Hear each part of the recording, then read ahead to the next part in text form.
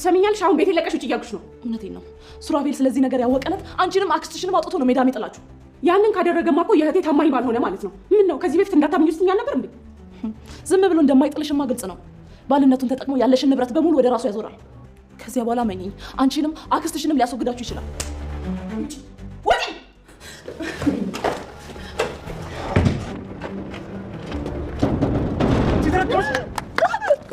ቤቴ እንዳትመጪ ብዬ ስንት ጊዜ ነው ያስጠነቀኩሽ? ከለቀቀኝ የደበኩ ሚስጥር ነግርሃለሁ። ስለምን አባሽ ሚስጥር ነው የምታወሪው? ሱራፌል ይገርማል። አንቺ እንጂ ሉላልሻ ሴት በፍጹም መጥፎ ሴት አትመስለኝም። ሱራፌል እመነኝ። ትሰሚኛለሽ? እስከ ዛሬም ላመንኩሽ በጣም እየጸጸተኝ ነው። አሁን ብቻሽን ቀርተሻል፣ ልክ እንደ ድሮሽ። እባክህ ሱራፌል አንድ ያዳምጠኝ። ሱራፌል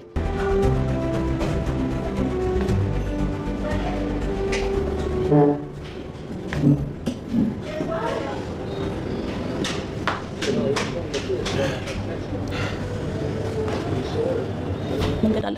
ምንድነው እሱ? ቤዛን ፈልጎ ማምጣት። አንተ ብዙ ሰው ታውቅ የለ? ሆስፒታል የሚሆን ብቻ በህይወትም በሞትም ፈልገህ እንድታመጣት ፈልጋለሁ። ይሄ ነገር እውነት ከሆነ ለኔ በጣም ቀላል። ሉላ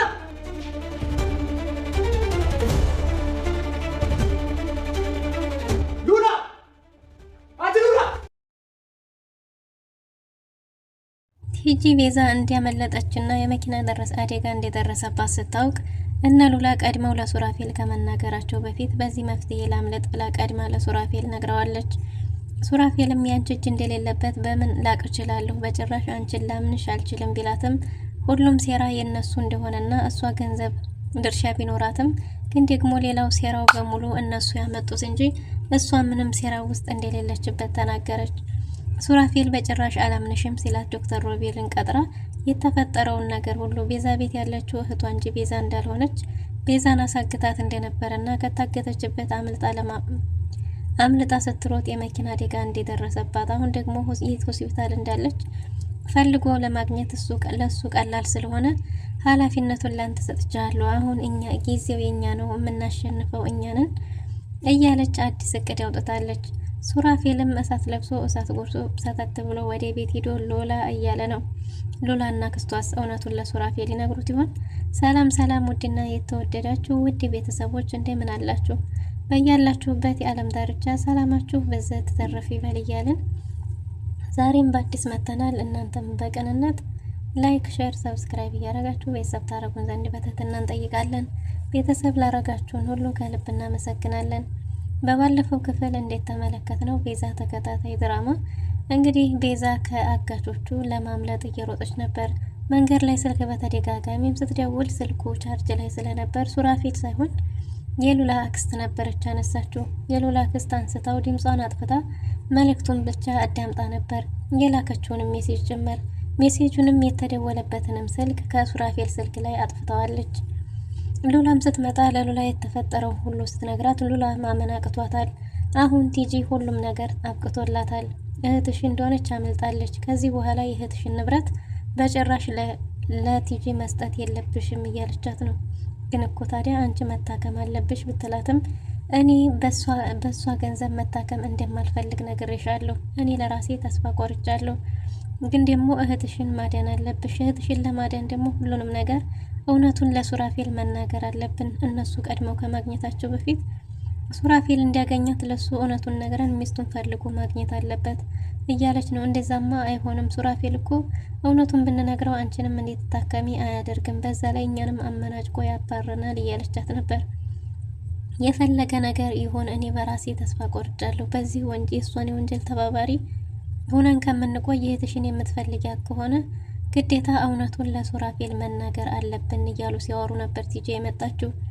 ቲጂ መታ ምን እንደሆነ ስትጠይቃቸውም ከኛ ለመስማት ፈልገሽ ነው ወይስ አላወቅኩም ለማለት ነው፣ ቤታችንን ለቀሽ ውጪ ብለዋት ነበር። የማንም ቤትን ለቅቄ የምወጣው ብትልም ቤቱ የእህቷ ቤቷ እንደሆነ አሁን ደግሞ ምንም የምታስፈራራበት ነገር እንደሌላት ቤዛም እንዲያመለጠች ነግረዋት ነበር። እናም ይሄንን ሁሉንም ነገር እውነት ለሱራፌል እንነግረዋለን ሲሏት እንደዛማ አታደርጊም፣ እኔ ለእናንተ ብዙ ነገር አድርጌያለሁ ቢሏት ብትልም ከዚህ በኋላ የእሷን የወንጀል ተባባሪ እንደማይሆኑ አረጋግጠው ሲነግሯት እንግዲህ እንዲያውም ሉላ ተናዳ በጥፊ መታት ጉሮሯን አንቃት ነበር። እናም ቤቴን ለቀሽ ውጪ ብለው አመነጫጭቀውና ገፈታትረው አስወጥተዋታል። እንግዲህ ሱራፌልም ወደ ቤት እየመጣ ሳለ ሳሚ ጋር ሱራፌል እና ሳሚ አንድ ላይ ነበሩ።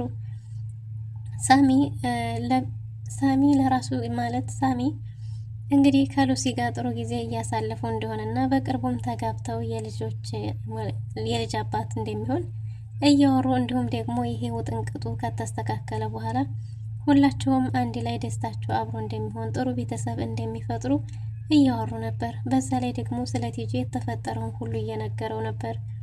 ቲጂን ሙሉ ሀብቷን ከሷ አቀምቶ በራሱ አካውንት እንዳዘዋወረና ሳሚ ያንንም ደግሞ ሱራፌል እያየ ወደ አንዱ የእርዳታ ድርጅት በጎ አድራጎት ድርጅት ገንዘቡን በሙሉ እንደሚያስተላልፈው እየነገረው ነበር። ሱራፌልም ሳሚን እያደነቀው ነበር። እንዴት ተሳሳድህ የነበረው ይህ ሁሉ መልካምነትህን እንዴት አልታይ ቢለኝ ነው እያለው ነበር።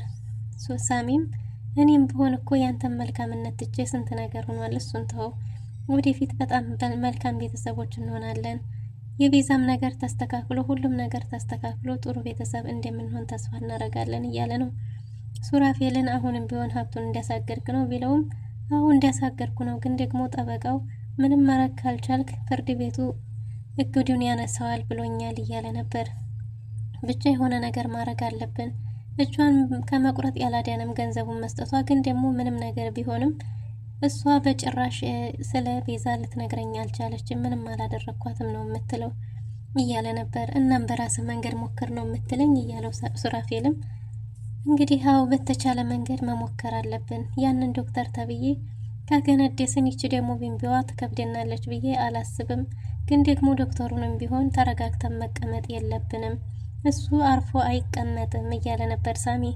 እውነት ነው፣ እኔም እንደዛ እያሰብኩ ነው እየተባባሉ ሳለ እንግዲህ በተቻለ መጠን የቲጂን ጉዳይ ማስተካከል እንዳለባቸው ተነጋግረው ነበር የተለያዩት። እና ቲጂም ከቤት አባረዋት ሉላና አክስቷ መንገድ ላይ ነበር ሱራፌልን ያገኘችው። ሱራፌልን ቤት ውስጥ የተፈጠረውን ነገር እየነገረችው ነበር። እናም እንግዲህ ለሱራፌል ቤት ውስጥ የተፈጠረውን ነገር ልንገርህ ሚስጥር፣ ይሄ ከባድ ሚስጥር ነው፣ ስለዚህ አንተ ልሰማ ፈቃደኛ ካልሆንክ ወደ ዶክተር ሮቤል ብሄድ ይሻላል እያለችው ነበር። ግን ደግሞ ስለ ሚስቱና ቤት ውስጥ ስላለው ነገር እንደሆነ ስትነግረው እዚህ መናገር የምችለው ቀላል ሚስጥር እንዳልሆነ የሆነ ቦታ ሄዶ ማውራት እንዳለባቸው እየነገረችው ነበር። እነሱም በሀሳቧ ተስማምቶ የሆነ ቦታ ከሄዱ በኋላ እንግዲህ ስለ ሉላ እየነገረችው ነበር። በዓለማችን ላይ ተመሳሳይ ሰዎች አሉና ከነዛ መሀል አንዷ እንጂ ቤት ውስጥ ያለችው ሴት ሚስትህ አይደለችም፣ አብረንተኛ ስትላት አብረተኛ ታውቃለች፣ እንደ ቤዛ ሆናለች ታውቃለች እያለችው ነበር። እሱን ድሮ ነበር መጠርጠር የነበረብኝ፣ ይሄ ሴራ ግን ያንቺ እንዳልሆነ እንዴት እርግጠኛ ሆናለሁ ቢላትም እሷና አክስቷ አሲረው እሷን አጥምደዋት እንደሆነ ፎቶቸው የቤዛና የቲጂ አንድ ላይ ስለነበር እሱን ሰርች አድርገው በእሷ እንደመጡ አድርጋ በገንዘብ ተዋውላ እሷ ገንዘብ እንጂ ሌላ ምንም እጇ እንደሌለበት ሴራ ሁሉ የሉላና የአክስቷ እንደሆነ ነግራው እየነገረችው ነበር። እና ቤዛ የታለች ቢልም ቤዛን እንዲያሳገቷትና ያሳገቱት እነሱ እንደሆኑ ያሳገቱበትን ቦታ እንደማታቅ ነግረዋለች። ይህንን እኔ ካንቺን በጭራሽ እንዴት ላምንሽ እችላለሁ? አላምንሽም ቢላትም እንግዲህ እውነታው ይሄ ነው፣ አመንክም አላመንክም ይሄ ነው። ይሄ ሁሉ ተንኮል ደግሞ የኔ ሳይሆን የሉላና ያክስቷ ነው። አስበውበት አጥምዴው ነው እነሱ የመጡት፣ ሰርች አድርገው ነው የመጡት እያለችው ነበር። እዚህ ሴራ ላይ እጅሽ እንደሌለ እንዴት አውቃለሁ? በዛ ላይ ደግሞ ገንዘብሽን ሁሉ አስተላልፊልኝ ስታያት ነበር ሲልም ያንን ያደረገችው እናገራለሁ ብላ ስታስፈራራቸው አፍ መዝጊያ እንደሆነም ተናግራለች። በተቻለ መጠን ሱራፌልን ለማሳመን ብትፈልግም ሱራፌል ግን አላምን ብሏታል። ሱራፌል አላምን ሲላት ነበር እዛው እሱ ጋር እያለች ሌላ እቅድ ያወጣችው እና ሱራፌል ይህን ነገር አጣርቶ እውነት ካልሆነ እሷኑ እንደሚገላት አስጠንቅቋት ነበር። ወደ ቤት እሳት ለብሶ እሳት ጎርሶ እየመጣ የነበረው። ቲጂም እዛ ሆና ለዶክተር ሮቤል በተደጋጋሚ ስትደውል ስልኩን አንስቶ አዲስ ነገር አለኝ ስትለው መጥቷል። ዶክተር ሮቤልም እየተጸጸተ በድጋሚ አንቺን አምኜ መምጣት አልነበረብኝም እያለ መጥቷል። ከመጣ በኋላ ያሁኑ እስከ ዛሬ ሰምተውም አይተውም የማታውቀው የተለየ ነው እያለችው ነበር። ምንድነው ነገርኛ ደግሞ የሌላ የገንዘብ ማግኛ ዘዴ ይሆን እያላት ነበር።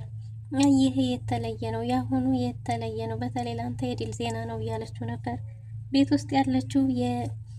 ውስጥ ያለችው የቤዛ እህት እንጂ ቤዛ እንዳልሆነችና ቤዛ ደግሞ ያለችው እሷ ሳግታት እንደነበረ ከዛም ደግሞ አምልጣ ስትሮጥ የመኪና አደጋ እንዲያጋጠማት አሁን ያለችበት እንዳልታወቀ፣ ይሄን ደግሞ ፈልጎ ማግኘት ለሱ ቀላል እንደሆነ፣ ብዙ ሰው ስላለው እሷን ፈልጎ ማግኘት ላንተ ቀላልህ ነው።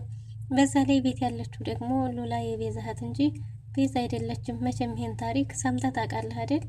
አክስቷ እያለች ያለችው የእሷ ወንድም በተደጋጋሚ ልጅ እየሞተበትና የቤዛ እናት ደግሞ መንታ እንደወለደች ከዛም አንዱን ለወንድሜ ሊሰጠሁት ምናምን ነው እያለች ያለችው ብላ እውነታውን ለዶክተር ሮቤል ነግረዋለች።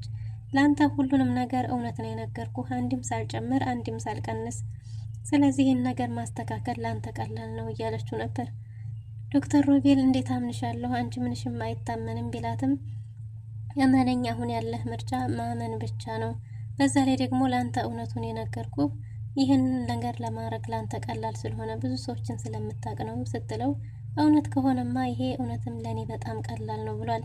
የበቀል ፍላጎቱ እንደ አዲስ አገርሽቶበት አገንፍሎታል። ሳሚና ሳሮን እንግዲህ ተገናኝተዋል። ሳሮን ድንገት የሳሚን አይን ስታየው የኔ ፍቅር ምን ጊዜ መጣሽ እያለ ነበር ሉሲ መስለው። እናም እንዴ ለካ ፍቅርህን እየጠበክ ነው ብለው ስለ ሉሲና ስለ እሱ እየተፈጠረ ያለውን ነገር ደስታዋን ገልጻ ልጅ የታለች ብትልም ልጇ እዛ ስለተላመደች ለተወሰነ ጊዜ ልተዋት ብዬ ነው ስትል እሱስ ጥሩ አድርገሻል፣ እኔና ሉሲም በካፒታል መደርጀት ይኖርብናል፣ እኔም እሷም ስራ ልንሰራ ወስነናል። ወደፊት አንድ ላይ ስንሆን ደግሞ ብዙ ኃላፊነት ይኖረን የለ አንቺስ ምን አሰብሽ እያላት ነበር። እሷ ቤዛ ዘንድ ተመልሳ ወደ ቤዛ መሄድ እንዳለባትና ቤዛ ያው እንደ ድሮ ባትሆንላትም ግን ደግሞ ከሷ ጋር ከዚህ የተለየ አማራጭ እንደሌላት ተናግራለች። እና ሳሚም እንግዲህ አይዞሽ ብሏትና እኔ ሉሲን እዚህ ቁርስ እንድንበላ ቀጥሬያት ነው፣ ትምጣና ቁርስ በልተን ትሄጃለሽ እያላት ነበር።